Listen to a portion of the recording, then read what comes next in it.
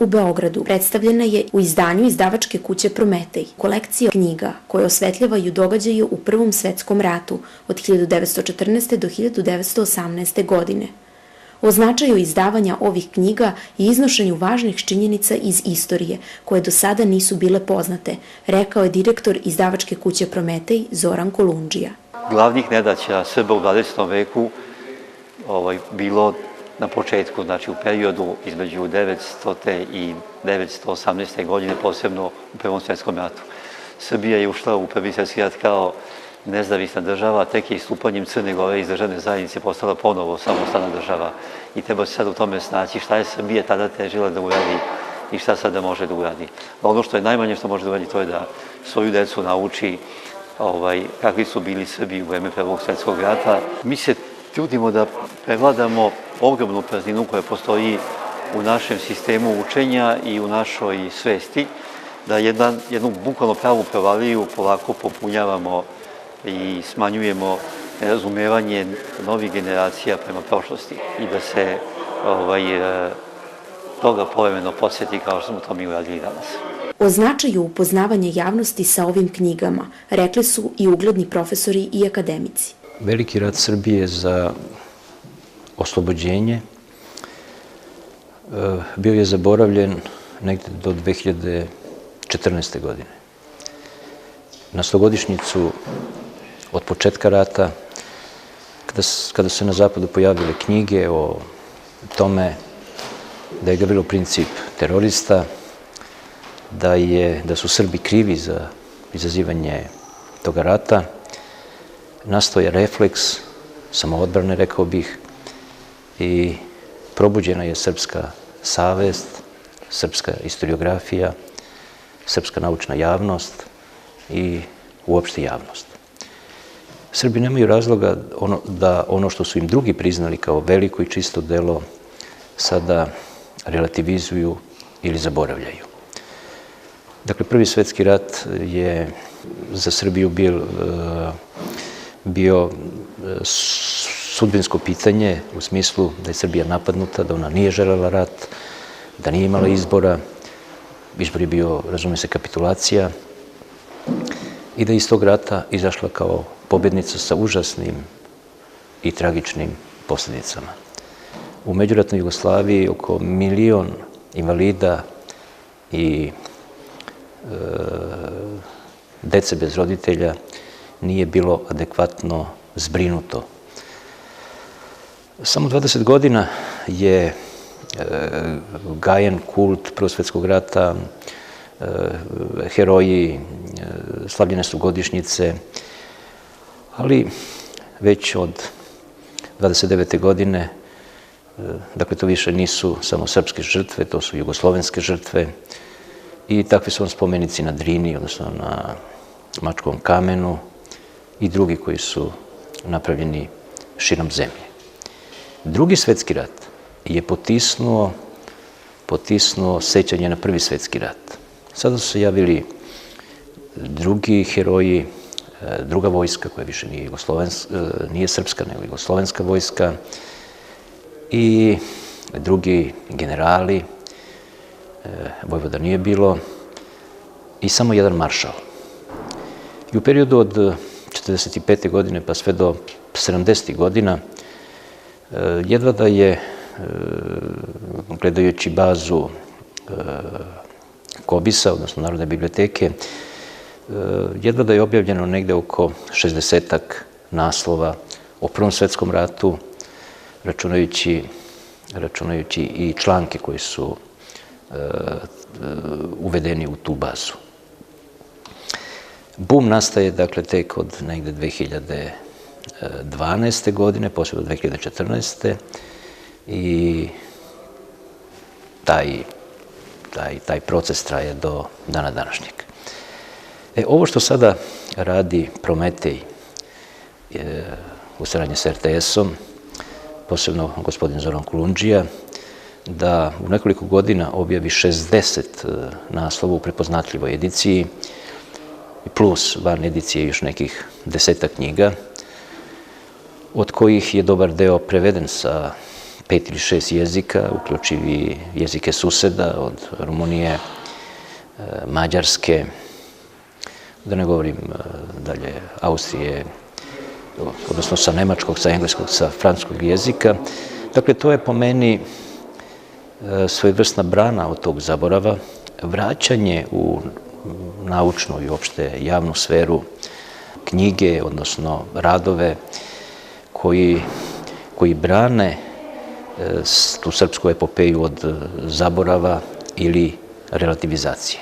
Posebno bi istakao značajnu činjenicu da je u 3 ili 4 posebne knjige donet spisak stradalih u Rumuniji, u Azanji, u Mađarskoj, jednom logoru i na drugim mestima.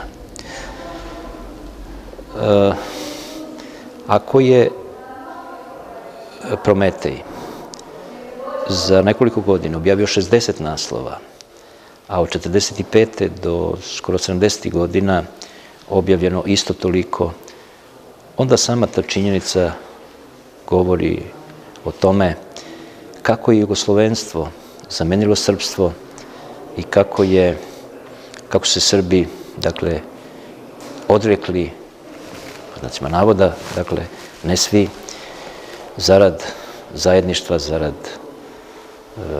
jedinstva, zarad tog jugoslovenstva, svoje velike epopeje koja je bila priznata Srbima planetarno. Dakle, niko nije osporavao ni hrabrost te male zemlje, a ni njene žrtve.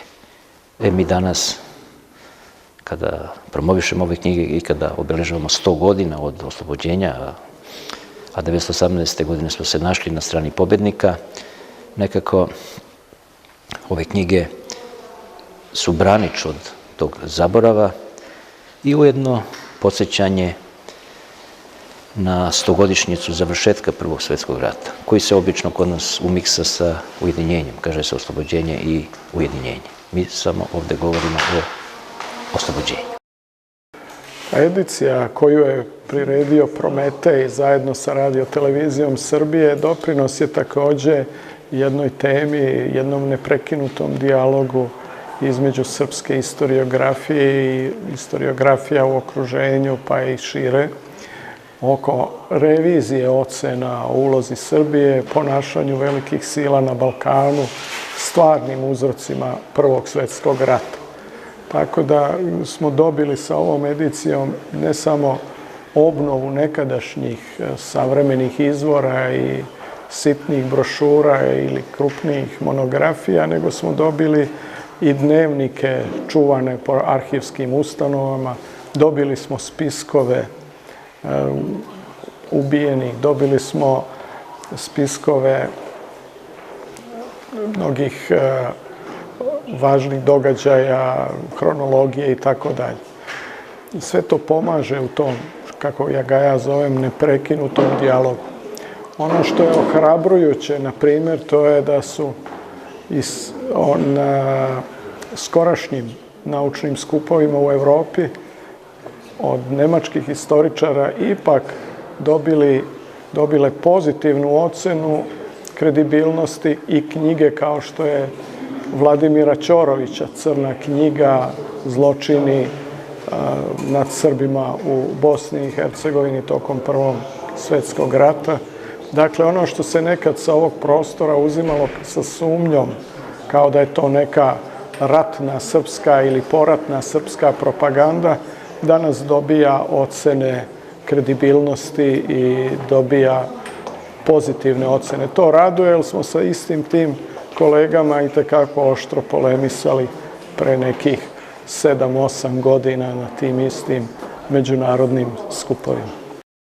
Ovaj izdavački poduhvat sam po sebi je ogroman. On je otvorio nekoliko važnih pitanja i, čini mi se, tematskih okvira. Najvažnija tema, po mom mišljenju, koju ova edicija pokreće, to je stradanje srpskih civila u Prvom svetskom ratu. O tome se u Kraljevini Jugoslaviji i u socijalističkoj Jugoslaviji nije mnogo govorilo. Pored ostalog i zato što su u zločinima nad srpskim narodom učestvovali pripadnici nekih naroda koji će se 1918. sa Srbima udružiti u zajedničku jugoslovensku državu. Tu temu, kažem, tek sada otkrivamo. Pored ostalih knjiga koje su se pojavile u ovoj ediciji, ja bih naročito skrenuo pažnju na knjigu Antona Holcera, austrijskog istoričara fotografije pod naslovom Dželatov smešak. Ovaj austrijski autor kaže da je ovde reč o genocidu koji je planirala Austro-Ugarska država. Takođe, tu je knjiga Toši Skruljeva, Raspeće srpskog naroda u Sremu 1914. Malo je poznato da je Austro-Ugarska uništila cela srpska sela u septembru 1914. godine, da bi kaznila za podršku koju su sremski Srbi pružili srpskoj vojsci u nastupanju. Takođe je knjiga Vladimira Ćorovića, Crna knjiga, dobro poznata, o stradanju Srba u Bosni i Hercegovini, gde se vidi na koji način je Austro-Ugarska ubila oko 200.000 svojih građana, Srba na teritoriji Bosne i Hercegovine. Znači neki na vešalima, neki u teroru Šuckora, neki mobilisani i naterani u rat protiv Srbije, Rusije i drugih zemalja koji su pripadale neprijateljskom taboru. Tu su takođe knjiga Propast srpskih regruta, koja je veoma važna, koja pokazuje na koji način su život izgubili srpski regruti, gde se vidi da jedno od tih, da tako kažem, senki istorije Srba u Prvom svetskom ratu, kako su, naravno, zahvaljujući agresiji centralnih sila, ali i nepažnjom i nebrigom nekih u srpskoj vladi i srpskim ministarstvima, pa i u srpskoj vrhovnoj komandi, stradali mladi srpski regruti. Dalje, tu je čitav niz knjiga koji su pisali stranci, svedoci onoga kroz što su prošli Srbi u Prvom svetskom ratu.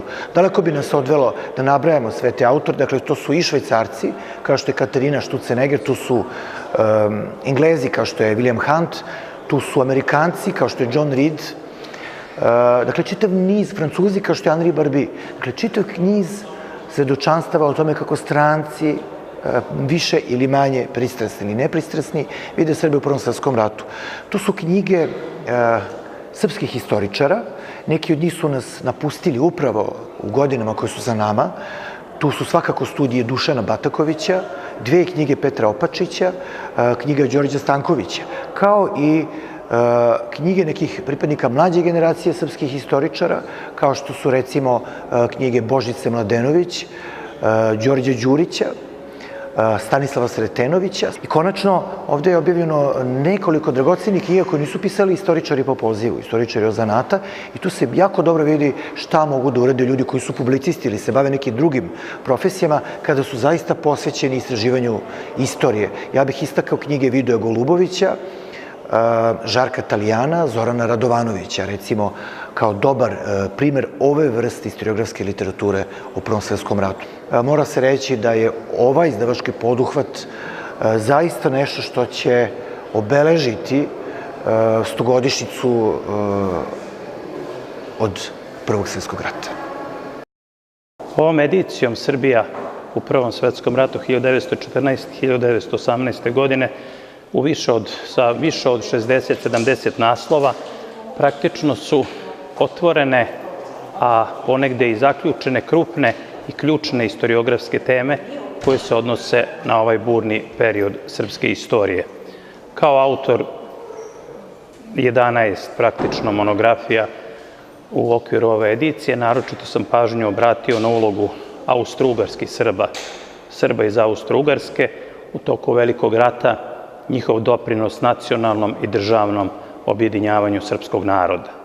Smatrao sam da do sada ovoj problematici nije ukazana dovoljna pažnja, da postoje krive interpretacije koje nas objektivno udaljavaju od istorijske istine da 1918. godina u velikoj meri se pokazala kao kobnom i katastrofalnom greškom za državnu i nacionalnu politiku Srba i za njihov nacionalni opstanak posle 1918. godine. Presedani koji su pratili odluku da se Srbi ujedine sa narodima, pre svega sa hrvatskim narodom, kao najviše neprijateljski usmerenom protiv Srba, su brojni. Ja sam ukazao na neke od njih u svojim knjigama, posebno insistirajući na istorijskom značaju i ulozi onih prvaka srpske liberalne, demokratske i nacionalne politike koji su doprineli u najvećoj meri ujedinjenju prečanskih Srba sa Kraljevinom Srbijom 1918. godine. Pritom mislim pre svega na veliku ulogu Jaše Tomića, kojem smo posvetili jednu od knjiga u okviru ove edicije. Zahvaljujući njihovom ispravnom, suštinski razboritom shvatanju nacionalnih interesa srpskog naroda, pojedine oblasti, u ovom slučaju Vojvodina, Banat, Bačka i Baranje, su se direktno prisajedinile Srbiji, na taj način se određujući prema ideji srpskog nacionalnog jedinstva i dugoročno se određujući prema ideji takozvane jugoslovenske zajednice. Historiografija u Prvom svetskom ratu je takođe nacionalna historiografija, tako da se nacionalni ugao sagledavanja Prvog svjetskog rata vidi kako kod nas, tako i kod Francuza. Francusko učešće u Prvom svjetskom ratu je 90% vezano za zapadni front. Do leta 1918. godine front se nalazio na 40 km, 50 km od Pariza. Stoga je neophodno naglasiti da su tada i suština interesovanja Francuske i francuske potonje historiografije vezane za zapadni front. S druge strane, Solunski front je daleko manje zanimljiv za Francusku, to je vezano za potomke ljudi koji su bili na Solunskom frontu, za vojnu istoriju, pošto je Francuska imala komandu na savjetničkim armijama na Solunskom frontu i u celini je to manje važno, ali oni koji su vezani za Solunski front i knjige koje su pisane o Solunskom frontu su pisane nesumnjivo u pozitivnom svetlu. To se smatra kao jedan zajednički napor koji je rezultirao velikom pobjedom, jednom od najznačajnijih u tom periodu kraja Prvog svjetskog rata i tome postoje svedočanstva u francuskoj historiografiji. Smatram da su Radio Televizija Srbije i izdavačka kuća Prometej uradili zaista veliki posao koji će bez sumnje ući u istoriju modernog srpskog izdavaštva. Ovo je putokaz i drugim izdavačkim kućama, posebno onima koji se bave istorijskom produkcijom ili historiografijom, kako i na koji način obilježavati neke važne datume iz srpske nacionalne istorije na jedan istovremeno naučan i popularan način.